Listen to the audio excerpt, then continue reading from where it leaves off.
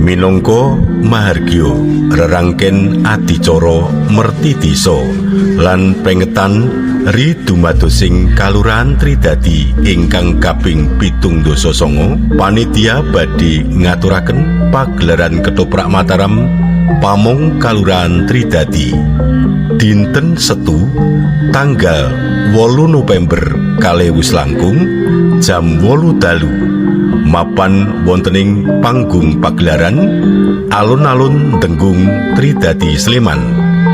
Ngaturaken lampahan Raden Kamandaka Lutung Kasarung. Pagelaran menika kasengkuyung dening Lurah Kalurahan Tridadi, para pamong, tokoh masyarakat, seniman seniwati wewengkon Tridadi, lan karegengaken dening pemain tamu, seniman seniwati ketoprak Mataram Ngayogyakarta.